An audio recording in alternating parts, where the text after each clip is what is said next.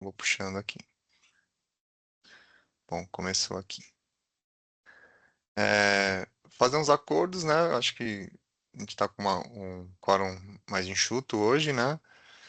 Então, se quiser ficar à vontade para perguntar dúvida durante a apresentação, pode levantar a mão ou pode mandar no chat, se preferir também, não tem problema nenhuma. O Vinícius que está aqui comigo é da gerência do Floresta Viva, me apoia nesse ponto, né? Se precisar com algum apoio com dúvida. Eu vou seguindo aqui, eu vou ficar pouca visualização, então me apoiem também, pode abrir o microfone para falar, né? Bom, essa é a nossa primeira reunião de dúvidas aqui, né, do edital Águas do Beberibe, né, que foi lançado no âmbito da iniciativa Floresta Viva. Ele tem o objetivo de apoio à restauração ecológica e fortalecimento das cadeias produtivas na área de recarga do aquífero Beberibe, né, cadeias produtivas associadas à restauração, né. Falar rapidamente aqui do Floresta Viva, né, ele foi uma iniciativa lançada pela BNDES em 2021, né, com o objetivo de realizar investimentos estratégicos para a conservação dos biomas brasileiros, né, por meio da restauração ecológica. E aí ele foi pensado para fazer a junção de recursos, né, do BNDES com instituições apoiadoras, né, o que a gente chama de match funding. Para esse edital Águas do Beberibe, né, o apoiador é a Heineken. E aí eu queria, né, passar a palavra ao pessoal da Heineken, do BNDES, falar um pouquinho da estratégia, né, como que esse edital, né, essas ações de restauração estão ligadas às suas estratégias, né, de atuação nos territórios. Perfeito. Eu posso começar aqui, Pablo, pelo BNDES, tá? Obrigado, Guilherme. Tá, boa tarde a todos. Para os que não me conhecem, eu sou o Guilherme Studart, eu sou economista aqui na área de meio ambiente do BNDES e trabalho basicamente com as operações do Floresta Viva, né? O Floresta Viva, como o Pablo mencionou, foi lançado em 2021 e nosso primeiro edital foi lançado no ano seguinte, tá? De lá para cá, já foram 16 editais, né, lançados, ou seja, é uma iniciativa muito bem sucedida e nesse total vamos chegar a mais de 80 projetos no conjunto do Floresta Viva, né? A ideia do Floresta Viva é promover o restauro ecológico, né? E o BNDES, desde muito tempo, é comprometido com iniciativas de restauro, né? Tanto através de operações não reembolsáveis, como no caso do Floresta Viva, como através de operações reembolsáveis, tá? Desde os anos 80, o banco tem uma unidade ligada ao meio ambiente, quando ainda nenhum outro banco falava do assunto, né? Então, o BNDES é um banco que tem um pioneirismo muito importante nessa iniciativa. E o banco acompanha com bastante interesse, né, a evolução do assunto, entendendo que esse assunto vem crescendo bastante, né, e dada essa importância que vem assumindo, o banco também tem participado ativamente, né, nessas iniciativas de financiamento, tá? Então, assim, de forma geral, o interesse do banco é com toda a parte de sustentabilidade, né? O BNDES é comprometido com o desenvolvimento econômico e social com sustentabilidade, né? O Floresta Viva busca contribuir para as metas do país, né, do ponto de vista do Acordo de Paris, do número de hectares, né, dos hectares que são necessários para cumprir as metas do país, chamado de NDC, na sigla em inglês. Então, é um trabalho de formiguinha, né, mas que a ideia é, com o tempo, ir ganhando escala. E nós estamos muito felizes de estar participando dessa iniciativa. Gostaríamos de agradecer o interesse de vocês em participar desse edital Águas de Beberibe, que e é uma iniciativa, mais uma iniciativa nossa no Nordeste, né? Eu gostaria então de passar para falar mais especificamente, eu passo para a equipe da Heineken sobre o edital. Boa, eu posso seguir aqui o Heineken, Lídia, Phil, por favor, fiquem à vontade para me complementar. Então, gente, boa tarde. Ó, Eu sou o Breno, sou gerente de sustentabilidade aqui no Grupo Heineken. Hoje sou responsável pelas agendas de circularidade, com foco em embalagens né, em resíduo pós-consumo, em embalagens, e também trabalho com agenda de água, olhando para bacias hidrográficas, não água dentro da minha cervejaria, e também com agenda de biodiversidade, tá? Acho que o nosso trabalho aqui junto com Floresta Viva, ele parte ali da premissa da materialidade da água para a nossa atividade, né? A gente é uma indústria de bebidas, a gente é uma indústria hidrointensiva, 90% do nosso produto ele é formado por água, tá? Então a gente tem uma estratégia global de sustentabilidade, né? Uma estratégia que a gente chama de Brew a Better World, e a gente aqui do Departamento de Sustentabilidade, da Gerência de Sustentabilidade, tem um olhar muito especial para o pilar ambiental, tá? São três pilares dentro dessa estratégia: consumo responsável, muito falando ali sobre consumo de álcool, a parte social e a parte ambiental. Na parte ambiental, a gente tem ali uma temática, né, uma ambição voltada para recursos hídricos, né? E essa ambição ela se divide em três componentes, né? A água na produção, que é a gente melhorar ali os nossos índices de uso de água na operação, água em nossa cadeia de suprimentos, né? A gente olhar ali para os produtores, principalmente de lúpulo e cevada, no aspecto de consumo de água, 90% da nossa pegada hídrica está na nossa cadeia de valor, na nossa cadeia de suprimentos, nos nossos fornecedores, e água nas comunidades em que operamos. Então, acho que é nesse componente que dialoga com, um pouco não, muito com Floresta Viva, né? Quando a gente olha para essa temática de água nas comunidades em que operamos, a gente tem uma classificação interna aqui de operações em áreas de estresse hídrico, tá?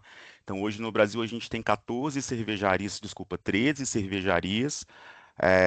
A gente já tem uma cervejaria classificada como área de estresse hídrico, que é em Itu, e a gente está surgindo agora uma segunda cervejaria classificada como área de estresse hídrico, que é a operação que a gente tem em Garaçu, em Pernambuco, tá? Especialmente para essas cervejarias, a gente tem uma meta, uma ambição pública, que é repor 1,5 vezes o volume envasado na nossa cervejaria, repor em água, né? E como é que a gente faz isso, né? Com essas soluções baseadas na natureza, como, por exemplo, restauração florestal, implementação de sistema agroflorestal, tá? Então, com a chegada, né, com a classificação dessa cervejaria como área de estresse hídrico, a gente tem total interesse em implementar projetos como de restauração florestal, de implementação de sistema agroflorestal na região, visando entregar essa meta de reposição, né, essa meta que a gente chama de balanço hídrico ali na localidade. É isso, obrigado. Obrigado, Breno. Obrigado, Guilherme, pelos esclarecimentos. Bom, seguindo aqui na apresentação, né? E aí, qual que é o papel do Funbil no Floresta Viva, né? O Funbil ele foi selecionado como parceiro gestor do Floresta Viva, né? Da iniciativa.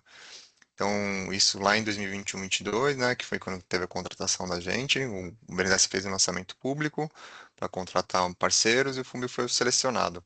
E a gente é responsável, né, nessa parceria pela organização e condução dos processos de seleção, né, que no caso é o edital, os editais, né, e esse caso do edital do Águas do Beberibe, e aí, posteriormente, a contratação e acompanhamento e monitoramento dos projetos, né, então, depois que o edital é lançado, tem o processo de seleção, o Funbil faz toda essa secretaria desse trabalho e acompanha os projetos ali no seu dia a dia, né, posteriormente, durante a sua execução. Falando um pouco mais do edital em si, né? O edital Águas do Beberibe ele tem como objetivo selecionar os projetos para implementação das ações de restauração ecológica e fortalecimento da cadeia produtiva associada à restauração nas áreas de recarga do aquífero Beberibe, né? Vou abrir um pouco mais para frente o mapinha que está lá no edital, e a gente conversa um pouquinho dessa área de abrangência também. Mas a ideia é contratar esses projetos com foco em restauração, né? Então, quando desenhar a proposta, ter esse olhar bem no core, né, do que a gente espera ali, né, da muda no chão, da semente ou das estratégias de restauração a serem adotadas, né. A área de abrangência, né, ela é essa da figura, né, ela é composta por 35 municípios, né, como é uma lista extensa, eu não coloquei ele aqui, mas ele está disponível lá no anexo D do edital, né. Essa área, ela foi, desenhada por a gente entender, assim, a partir de estudos, né, da região, instrumentos, né, de políticas ambientais que determinam que é uma área de interesse estratégica assim, para recarga hídrica do aquífero, né, que é uma das zonas é uma das fontes de águas mais importantes da região, né? Abastece centros urbanos e também as áreas do interior, áreas agrícolas, né? Então a gente teve esse olhar voltado para essa questão da área de recarga, né? E esse olhar também tem um pouco de tipo o que, que tem de remanescente de Mata Atlântica na região, né? E essa zona de esse coto, né? Essa transição com a Caatinga, né? Que tem essas áreas de déficit de APP, né? Que são passíveis para restauração. O... E aí, quais são as premissas para as restaurações e os perfis de áreas, né, que são apoiáveis, né?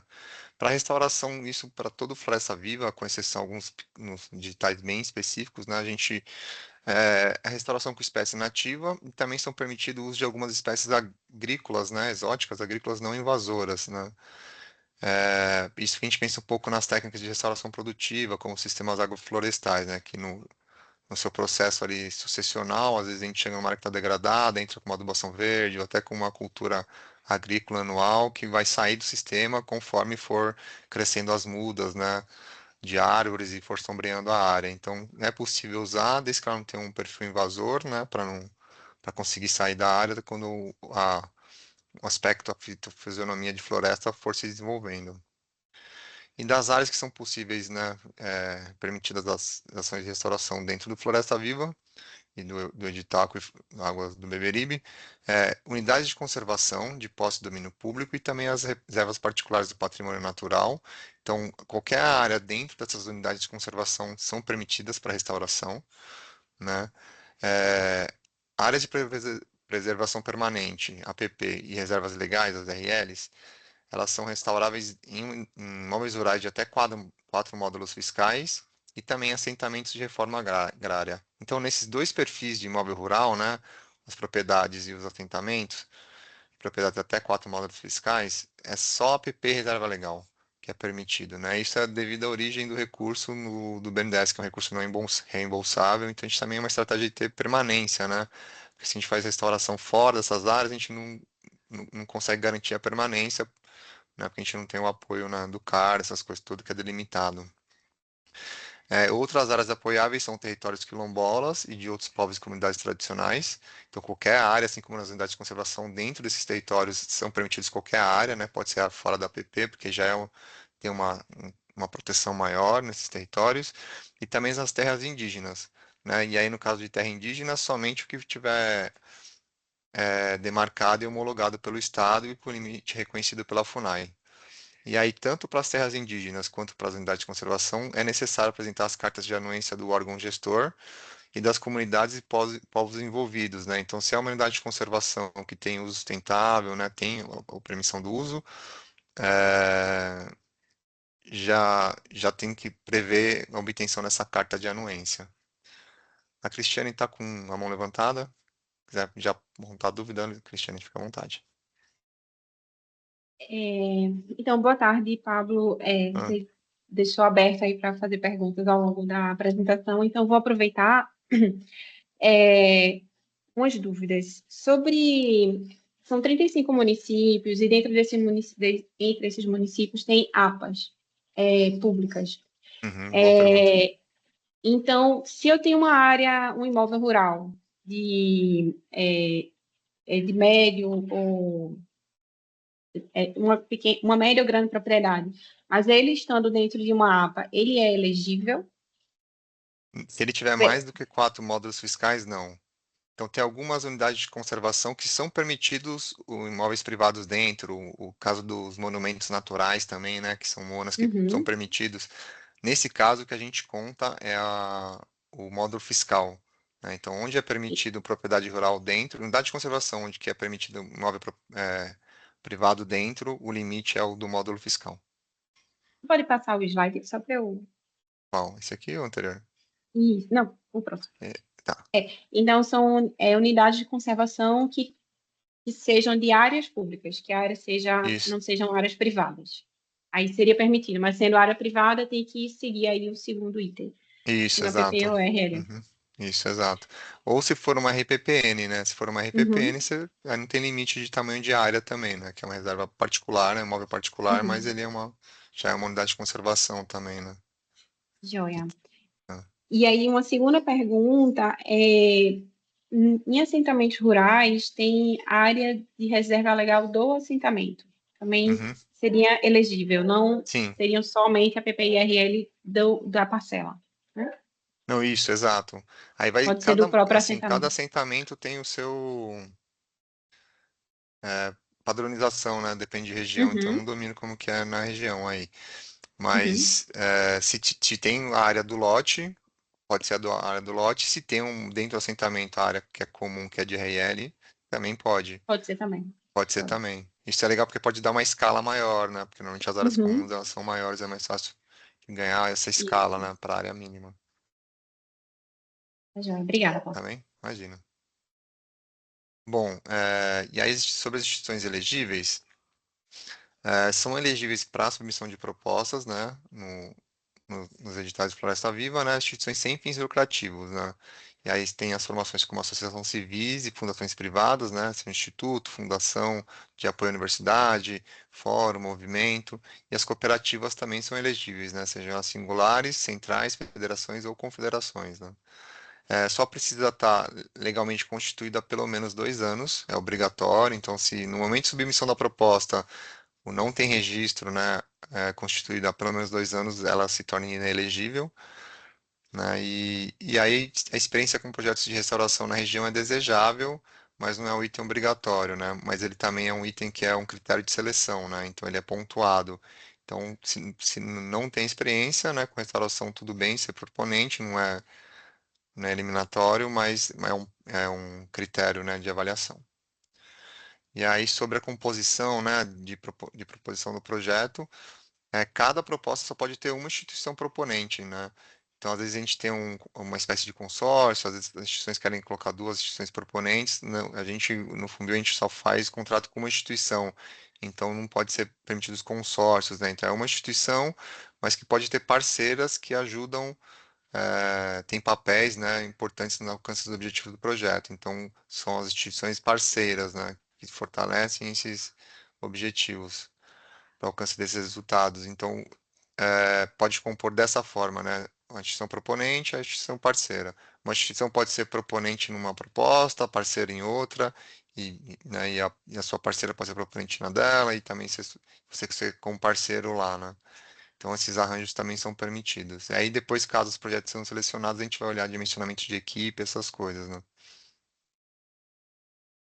Bom, o valor e prazo do edital, né, são 8.880.000 reais para apoiar até 3 projetos, a expectativa da gente, com área mínima para restauração de 100 hectares, né? A gente pensa um pouco na escalabilidade das ações de restauração, então a gente coloca uma área mínima um pouco mais alta, né? Mas 100 hectares parece factível pelo que a gente tem olhado da região. E o prazo, né? Os projetos eles têm até 48 meses de duração. E mais um ponto importante é que precisa ter pelo menos 24 meses de manutenção e monitoramento das áreas implantadas. Então, a partir do momento da conclusão da fase de implantação, terminou aquela primeira fase de implantar as ações de restauração, ou seja, a técnica que vai ser adotada, independentemente dela, precisa de mais 24 meses de manutenção. Então, se no cronograma de vocês estão prevendo terminar tudo até o 16º mês do projeto, por exemplo, só para facilitar minha conta, vai ter que ir pelo menos até 40 meses, né? Então, ter isso em mente. Então, terminou nos primeiros 24 meses, mais 24 de monitoramento. E aí, um ponto importante para pensar cronograma é que a gente no início da execução do projeto, tem uma fase que é a elaboração do plano de restauração. Vou falar um pouquinho mais para frente, mas está bem casado com essa questão do tempo, que o plano de restauração ele ocupa normalmente os primeiros 6 meses de execução. Então você tem que ir para campo mobilizar parceiro, levantar a área, fazer os diagnósticos a mais a fundo e a partir do diagnóstico elaborar o plano de restauração. Esse plano de restauração é enviado para o Funbil analisa. Se o Funbil avaliar como aprovado, ele segue para o núcleo gestor, que é a instância de governança do edital. E aí as instituições do núcleo gestor avaliam e aprovam ou não. Normalmente demora 6 meses. Então, quando o projeto começa, ele não começa de fato implantando as ações de restauração, ele começa realizando um plano de restauração aprofundado, um documento que vai balizar, né, o que vai vir pela frente. Então, já considerar que nos primeiros 6 meses não dá para implantar. Então, a implantação seria a partir do 7º mês em diante, pelo menos. Então, colocar isso também no cronograma, né, para conseguir dimensionar corretamente os esforços necessários. E aí tem uma pausa para dúvidas aqui, se alguém tiver mais dúvidas, pode ficar à vontade. O Franz, pode falar. Tô falando. Pablo, Oi. como você falou agora, mais ou menos 6 meses para fazer o plano de restauração. Vamos dizer que o prazo para submeter propostas é até março, né, se não me engano. Isso, 6 de Vamos dizer março. depois qual é a previsão dos projetos iniciar, porque por mais que a gente está no bioma Mata Atlântica, tem um período tipo outubro a dezembro, janeiro, fevereiro, que praticamente não chove e que seria muito ruim de fazer atividades de restauração. Sim, e se a gente depois ainda tem que ter, no mínimo, 24 meses de monitoramento, significa que praticamente todas as atividades práticas de restauração vão ter que ser realizados, vamos dizer, no período chuvoso do ano de 2027. É isso mesmo? Quando que é o período chuvoso, Franz? Só para eu tirar uma dúvida, né? Que eu não tô. Eu diria nessa nossa região aqui, eu diria a partir de talvez fevereiro, mas normalmente entre março e julho, agosto, é que efetivamente você tem boas chuvas. Uhum, Depois de agosto, ou seja, se você plantar julho, agosto, é muito arriscado já de não ter mais boas chuvas para uhum, garantir a sobrevivência de isso. plantio de qualquer atividade Das de primeiras restauração. ações, né? Sim. Então, eu acho que é nesse caminho mesmo, Franz, considerando os times que a gente tem, né? Por exemplo, o edital fecha em julho. A gente vou falar um pouco mais à frente, em julho não, desculpa, em março. Eu vou falar um pouco mais à frente dos prazos, dos fluxos do processo de seleção. A gente tem trabalho em 2 etapas, aprofundo daqui a pouco com vocês, e essas etapas demoram até 4 meses, né? Dependendo da quantidade de propostas que a gente recebe, né? O nível de qualidade das propostas. E aí, a partir disso, a gente tem um trâmite também de processo de contratação, via Funbil, né? Que é acesso jurídico e tudo. Então, eu acho que a contratação deve sair mais para o final do ano, meados do segundo semestre, né? Que talvez case certinho com esses 6 meses até fevereiro, março, né? Então é isso, o time início da execução do plantio tá mais para essa estação chuvosa de 27, né? Considerando que a gente tem esse período de contratação e depois os primeiros 6 meses de elaboração do plano, se a gente casar tudo certinho, deve cair bem num time bem bom de contratação de meados do segundo semestre de 2026 para iniciar as ações de plantio no primeiro semestre de 27. Isso, e provavelmente permitiria também atividades práticas em campo de restauração também em 2028, né? No início de Isso, exato. 2028. Uhum. Sim, então seria Sim, ótimo, seria bom. sim, Ok. daria o time. E aí uma coisa que anda em paralelo, assim, as ações de implantação da restauração, elas precisam da aprovação do plano de restauração, mas ações de fortalecimento da cadeia produtiva, então implantação de viveiro, mobilização de coletor de semente, todo o que está envolvido, né, capacitações de equipe, pode andar já de começo, do mês um, né? Já pode iniciar esse tipo de ação. O que não pode, de fato, é iniciar a implantação das ações de restauração sem aprovação, mas o restante do projeto pode andar em paralelo. Você tem muda, inclusive, quando for necessitar a implantação ou semente, né? Então, todo o que é em paralelo pode andar junto ali no começo, Ok, ok. tá bom? Alguém tem mais alguma dúvida sobre algum dos pontos levantados? Qualquer outra dúvida? Bom, vou seguindo aqui então. E aí, falando um pouquinho, né, vou entrar um pouco mais profundo na questão do plano de restauração, né, e da proposta, como que ela deve ser elaborada, né, mas já está um pouco lá detalhado no documento, né, do edital, mas vou falar um pouquinho aqui, vocês podem tirar dúvida também. Na proposta, é sempre importante informar quais foram os critérios que levaram vocês a escolherem aquelas áreas, né, então, o que que vocês estão considerando de importância, de relevância para restaurar aquelas áreas, né? É biodiversidade, é carbono, fala um pouco dos aspectos fundiários, é importante, fala da viabilidade para a restauração da área, né? E o potencial de conectividade com fragmentos locais, traz esses elementos, assim, por que que aquela área foi escolhida, né? Isso precisa estar claro na proposta. É importante super apresentar uma previsão da localização da área a ser restaurada, né? Já com base em mapa, falar um pouco do tamanho da estimativa que vocês estão olhando. E a gente pede também a apresentação de dados já referenciados, né? Se possível, mandando shapefiles, né? Já para a gente. A gente tem também uma planilha que está lá entre os arquivos disponíveis para downloads, que é uma planilha de informações geográficas que a gente precisa ser preenchida também enviada para a gente. Mas um ponto importante aqui das áreas, o que a gente entende agora é que é uma previsão da área de atuação que vocês vão trabalhar. Se durante a elaboração do plano de restauração ver que alguma das áreas não é viável, né, porque realmente foi de campo, às vezes alguns levantamentos não dá para fazer 100 hectares, a gente sabe que não dá para ir para campo ver todos esses 100 hectares agora para fazer a proposta. Algumas coisas pode ser que mudem para frente, né?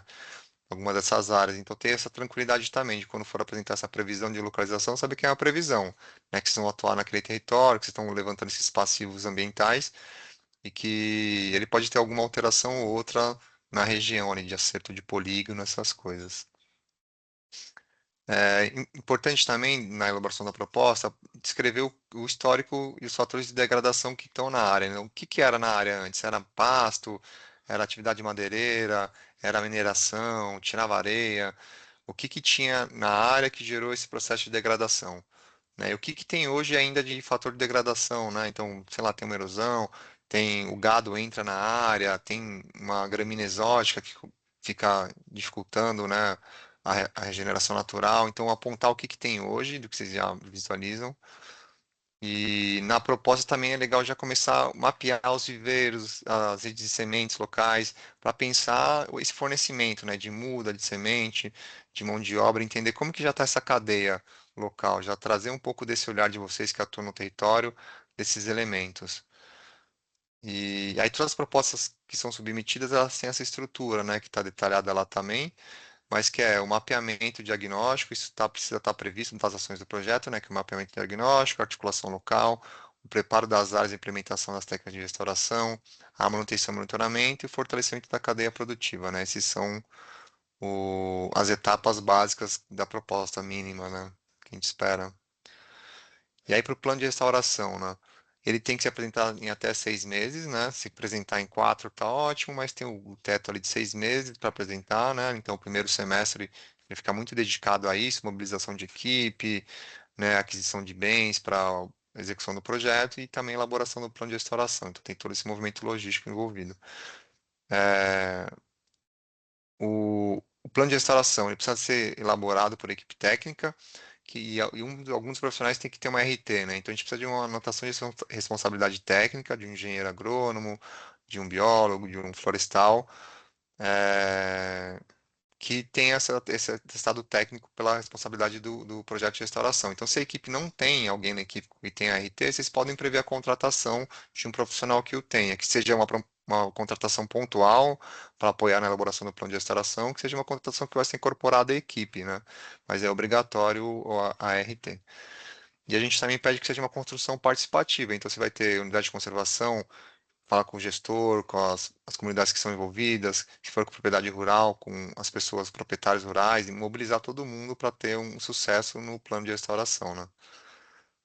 Os planos de restaurações, né, e as ações de restaurações, elas não podem ser realizadas e implementadas em áreas que já têm obrigação legal vigente, então se tem uma multa ou um termo de ajustamento de conduta que obriga a restauração daquela área, não é permitido, né, ações para esse tipo de restauração via financiamento da Floresta Viva, né? Outro ponto importante de pensar na elaboração do plano de restauração é a localização das comunidades, das propriedades que vão estar afetadas direto e indiretamente pelo projeto, e também pensar esses acessos, né? E aí tem que olhar tanto os impactos positivos e negativos, né? Porque às vezes a gente pensa na restauração só vê o olhar positivo, mas às vezes afeta negativamente alguma população que faz uso da área, ou que tem passagem pela área, e às vezes um cercamento que fecha uma passagem, isso pode gerar um impacto na comunidade ali, né? Então ter esse olhar também é importante. E aí, a partir desse diagnóstico realizado, inicial, pensar as técnicas mais adequadas, né? Então, quando for pensar, a gente já pede a proposição inicial de umas técnicas a partir desse diagnóstico inicial que vocês fazem, né, na proposta, mas quando for para campo de fato, vocês vão precisar fazer um diagnóstico detalhado. A gente tem um modelo do Floresta Viva de plano de restauração que para ser adotado. E a partir essa diagnóstico de campo, apresentar as técnicas de restauração mais adequada para cada área, né, que for ser levantada.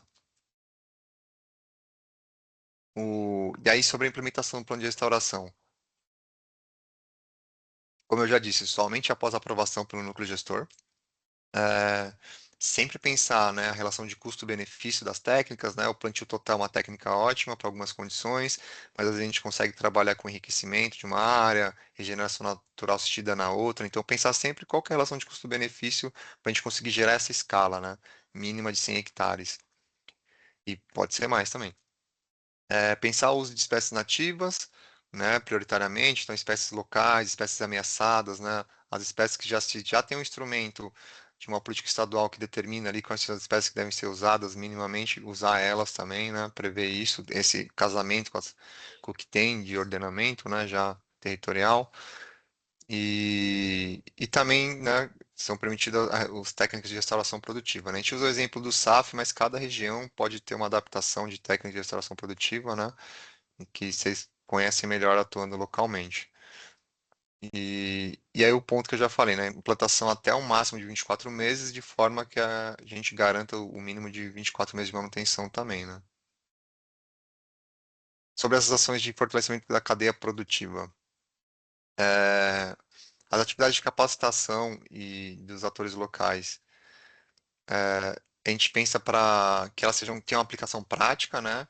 E que a gente recomenda, né, que também se envolva essas pessoas capacitadas na execução do projeto. Então você vai, meu, fazer um curso de viverismo, meu, já envolve depois comprando muda da pessoa, né? Que vai estar fazendo o curso, vai fazer alguma outra capacitação específica, tente envolver esses atores locais, né? Sejam eles produtores rurais, os agentes de ater, coletor de semente, quem for que estiver envolvido nessa cadeia da restauração, envolver essas pessoas no projeto, né, para fortalecer localmente essa cadeia, né. Um dos objetivos do Floresta Viva é esse, né, é a restauração no chão, mas também fortalecer a cadeia para que ela esteja dinamizada conforme vá aparecendo demanda de restauração e recurso, né, para poder ter essa cadeia viva e atuante. E aí, sobre as ações de manutenção e monitoramento, eu dei risada porque, né, tá batendo muito, no mínimo de 2 anos aqui, o primeiro item. Mas é isso, é super importante. A gente pede também indicadores de restauração e com alguns valores mínimos a serem atingidos ao longo do projeto. Ele tem que estar bem casadinho com o plano de restauração. Então, vocês estão propondo técnicas a partir de um diagnóstico, e a gente pede que se elaborem indicadores ecológicos de restauração. O edital ele determina 3 no mínimo, mas a gente espera que venham de vocês, né? Então, a depender das especificidades e das metodologias utilizadas, a gente pede cobertura do solo com vegetação nativa, densidade de indivíduos nativos regenerantes, né? O que está chegando na área, né, por hectare, assim, densidade por hectare, o que está chegando da área que não foi plantado. E o número de espécies nativas regenerantes também, que é o que está chegando na área depois das ações do projeto, né, que não foi plantado. Mas outros indicadores de restauração devem ser propostos por vocês no plano que vocês elaborarem, para que façam, né, sentido com as metas e os objetivos que vocês estão propondo. A gente sugere estabelecer parceria, né, e contrapartida para garantir que as ações de manutenção e monitoramento ocorram depois da manutenção da execução do projeto, né? A gente sabe que 48 meses não dá para entregar áreas restauradas, né, por completo. A gente entende que com 48 meses a gente alcança um nível que pode ter um grande sucesso posteriormente, mas se tiver alguma parceria com a universidade, né, ou com alguma instituição local que vá ter as ações de restauração, as manutenções das áreas por um período maior, do que a execução do projeto, a gente consegue ter mais sucesso, né, das ações de restauração. E é daí que causa um pouquinho com a restauração produtiva, né, porque a gente sabe que quando tem o uso da área pelo produtor, ele consegue fazer essa manutenção da área, né? Então ele vai conseguir combater uma gramínea exótica, ele vai estar cuidando da área, porque para ele também tem um interesse. Então também é uma forma de garantir a longevidade da área restaurada. E pensar também na questão de ações de manutenção e monitoramento, pensar no risco que está envolvido, o que, que tem de medidas para mitigar caso esse risco seja vá ocorrer, né? Então já pensar essa análise de risco e o que, que tem de medida para garantir o alcance das metas. E aí sobre os prazos, né, do edital, ele foi lançado no dia 19 de novembro. A gente está hoje na primeira reunião, né, de esclarecimento de dúvidas. É, a gente tem uma segunda reunião que está sem data ainda, mas vai ser divulgada nas redes do Fumbio, vai ser atualizada no portal assim que a gente bater esse martelo. Muito provavelmente em março, né, um pouco antes ali do fechamento. Então, talvez uma semana antes do carnaval, né? Porque depois do carnaval talvez fique um pouco em cima, mas vai ser ali no entorno, uma semana antes do carnaval ou na semana posterior ao carnaval, antes do fechamento do prazo de submissão. Dia 27 de fevereiro é o prazo final para envio de dúvidas pelo portal de chamadas do Fumbio e dia 6 é o encerramento do prazo para submissão de propostas. É um edital que ficou com uma janela bem grande por causa desses feriados de final de ano, né? E do carnaval a gente acabou estendendo um prazo, mas fica bom para vocês também fazerem boas propostas. E aí, questão sobre dúvidas, importante, assim, né? Dúvidas relacionadas ao edital, né? Tipo, área de abrangência, objetivo, despesas elegíveis, fins, qualquer coisa relacionada ao edital, questões técnicas, via portal de chamadas. Direto, você entra lá no portal, tem um campinho aqui, ficou com alguma dúvida, faça aqui sua pergunta. Se você não tem cadastro, você faz um cadastro super rápido ali, é o mesmo cadastro para submeter proposta. Então você já usa esse canal para se comunicar com essas dúvidas. Se tiver problema com a plataforma de submissão de propostas, o portal de chamadas do Fumbio, que é nesse caminho que eu vou mostrar um pouquinho para frente, mas é dentro do portal ali também, é, não manda pelo portal de chamadas a pergunta, manda direto para o e-mail do Floresta Viva, porque fica mais rápido essa troca. E uma outra questão é que depois do encerramento do período de dúvida, o portal de chamadas não recebe mais pergunta para esse edital. Então vocês continuam tendo um canal direto com a gente até às 19 horas do dia 6 de março para poder tirar qualquer dúvida relacionada à plataforma. Ah, a plataforma está dando um bug aqui, não estou conseguindo trabalhar, não está atualizando. Eu estou no passo tal e não estou conseguindo liberar o passo seguinte. O que está faltando aqui? A dúvida que aparecer, a dificuldade que aparecer, qualquer suporte, manda para a gente no e-mail do Floresta Viva direto. Só põe lá, dúvida, portal de chamadas, edital Águas do Beberibe. Só identifica o que que é, porque isso ajuda a gente a ter agilidade, né, nesse processo. E aí, falando um pouquinho aqui do processo de seleção de propostas, né? Toquei ali rapidinho, mas vou fazer mais aprofundado agora, né? A gente tem duas etapas, né, da etapa da seleção de propostas. A primeira é uma análise documental, que a gente olha se a proposta foi enviada até a data limite, né? Então, pelo portal ele fecha automaticamente, então a gente não tem nenhuma questão. Mas às vezes o pessoal tenta mandar por e-mail, né? E assim, não é aceito, mesmo antes do prazo de submissão, né? Não é aceito, é só pelo portal, então a gente olha essa data limite, ver se o proponente atendeu todos os critérios de elegibilidade, né? Então, a instituição sem fins lucrativos, ela está registrada há pelo menos 2 anos, são esses pequenos critérios. Se apresentaram todos os documentos obrigatórios que estão no item 15 do edital. Vou falar um pouquinho deles, mas é tipo CNPJ, Estatuto da Instituição, documentos representantes legais. Então, a gente olha esses documentos que foram enviados e teve a observância da área mínima de 100 hectares para restauração. Então, são esses 4 pontos que a gente faz uma análise documental, é a gerência que faz, junto com a equipe do Fumbio, né, que é o jurídico, financeiro, a gente sempre olha tudo isso com a equipe da gente. Passou nessa primeira análise documental, vai para a segunda etapa da análise, que é a análise técnica, né? Então, as propostas que são aprovadas na primeira etapa, elas seguem para a segunda etapa.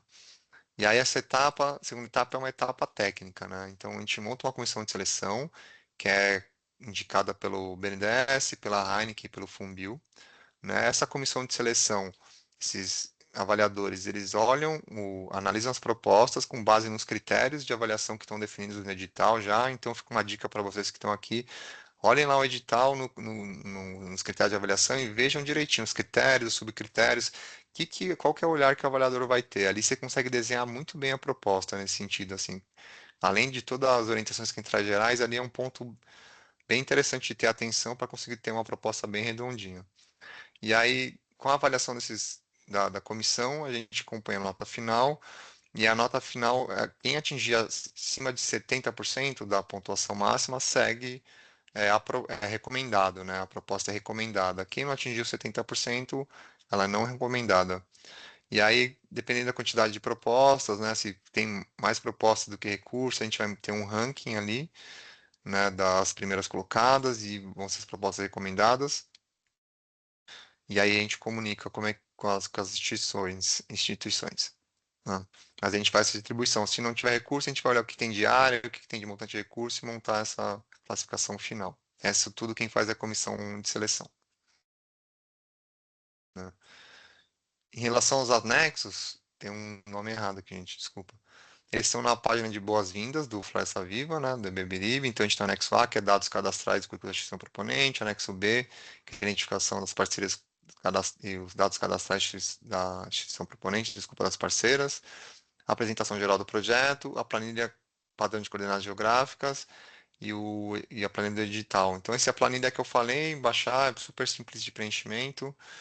E quem não conseguir acessar direto o Boas-Vindas, é só copiar o link, assim, ó, vai estar lá no dá um barra Boas-Vindas, que consegue acessar diretamente.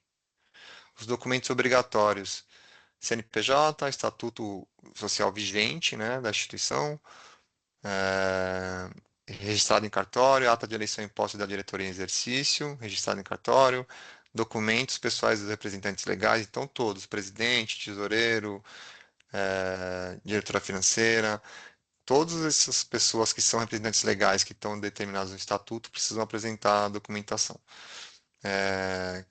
Comprovação de experiência da instituição, né, e da equipe de implementação. Tem lá como que é feito isso, né, apresentar um portfólio, de que forma, as demonstrações financeiras, né, isso aqui também, todos esses arquivos fazem upload no sistema. Então, tem nos seus passos, tem os campos para fazer subir esses documentos, né. E também tem um formulário que é obrigatório de apresentar, que é o formulário de apreciação institucional. É uma ferramenta do Funbil para avaliar o nível de desenvolvimento das instituições proponentes. Independentemente do resultado, se der ótimo, se der ruim, isso não impede a contratação, isso só diz um pouco como que o Funbil vai acompanhar o projeto, se é bem de perto ali no começo, se é uma instituição que tem um desenvolvimento mais incipiente, o Funbil fica mais próximo da execução inicial para apoiar onde tiver dificuldade. E se for uma instituição que já tem uma experiência, às vezes até com funbil, a gente acompanha com um pouco mais de espaçamento, não impede contratação independentemente do resultado. É só para a gente entender com quem que a gente está atuando e qual que é o nível de proximidade que a gente tem que ter no início da execução. E aí a submissão de propostas, né? Eu vou falar rapidamente, na segunda reunião a gente aprofunda nisso, né? Mas quem já puder mexer lá na plataforma vai ver que é bem intuitivo, tem uns tutoriaizinhos lá, é bem fácil de mexer. O link para submissão, você pode ir já na entrada do portal de chamadas, né? Que é aqui no.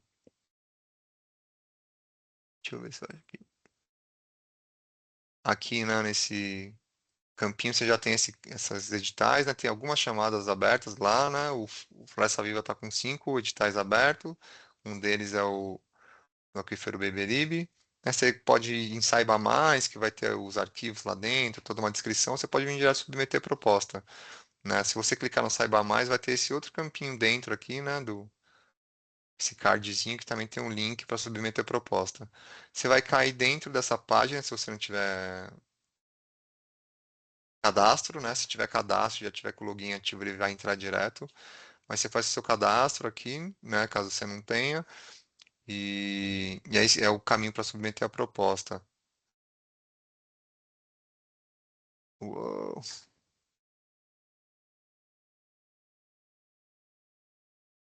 É aqui quando, assim, é um pouquinho da cara da plataforma por dentro, né? Depois que entra, né? Você vai cair direto aqui, ó, tipo, do edital, né? O primeiro acesso, vai cair no passo um e aí você coloca o nome da proposta, aí vai liberando os campos. Coloca o nome da sua proposta, o prazo estimado em meses, e aí vem preenchendo detalhadamente cada passo e ele vai liberando os campos. Conforme você preenche, ele libera. Tem passo que só libera depois de preenchido o primeiro campo, né? Por exemplo, eu sei que o passo 6 só libera depois de preencher o 1, né? O passo 2 até você consegue olhar como é que ele é. Mas tem cada etapazinha, dá uma olhada lá e depois que começou, e ele vai salvando automaticamente. Então, por exemplo, se começou a preencher hoje, não terminou de preencher o formulário de submissão, você vai dar um pause, vai desligar o computador no dia seguinte, já está tudo salvo, não precisa apertar nenhum botão, ele salva automaticamente. E aí quando você entrar de novo, ele vai estar aqui no campo de propostas, né? Você não vai entrar direto aqui, você vai entrar no seu campo do usuário, né? Sempre bom olhar aqui se você está no edital certo, porque você pode estar em vários campos de editais aqui, né? Aqui vai estar o Presta Viva Edital Beberibe.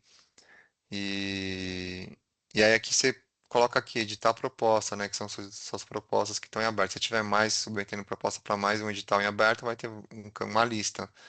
Mas aqui você tem esse campo, aí você clica em editar proposta, vai vir de novo nessa página.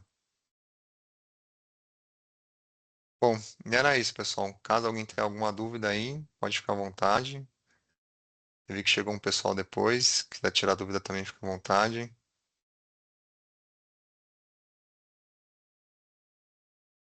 Pablo, eu vou aproveitar só fazer uma pergunta. Desculpa, ainda não li todo o material do edital, mas anteriormente, antes da plataforma, as submissões do Funbil eram feitas todas por formulário.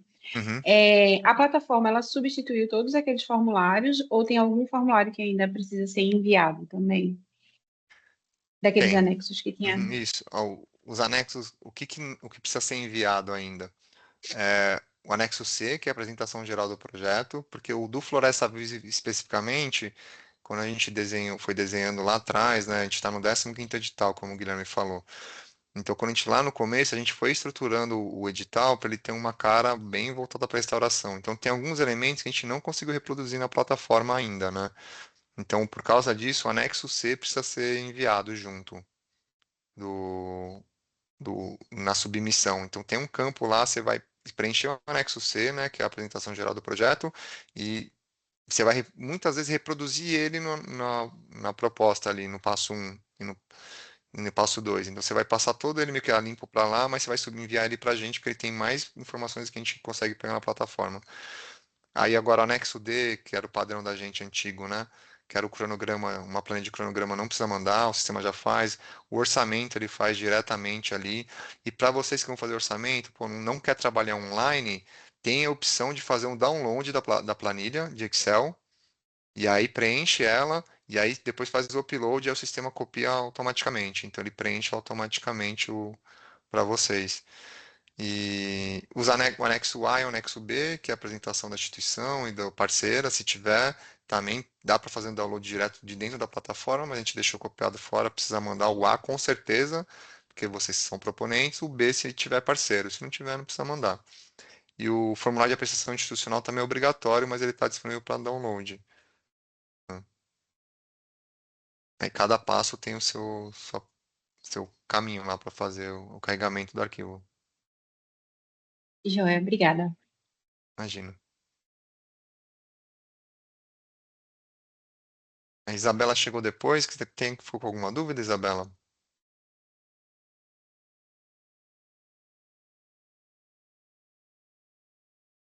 Não sei. Bom, é, se ninguém tiver mais nenhuma dúvida, a gente pode encerrar.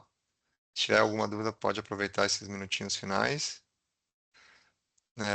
Colocar que a gente está disponível, né, todo esse período, mesmo aqui de recesso, de final de ano, até o momento de submissão da proposta pelos canais do Funbil, que eu passei ali, né? O e-mail para qualquer dificuldade com a plataforma e o canal do portal de dúvidas, todas as dúvidas técnicas, a gente está disponível para apoiar. Agradecer a presença de todo mundo. BNDES e Heineken, quiser fazer uma fala final, fiquem à vontade. Queria agradecer, Pablo, pela apresentação, né? Acho que foi muito claro e direto, é, registrando, reforçando, né, que o canal está aberto para dúvidas, né, até quase na data da submissão. E estamos assim muito ansiosos para receber as propostas de vocês, tá bom? Agradeço o interesse mais uma vez. Quer fechar, Lídia? Pode ser, Bre, obrigada. Bom, queria também agradecer muitos parceiros aqui, né? A gente já vem falando há um tempo sobre essa iniciativa.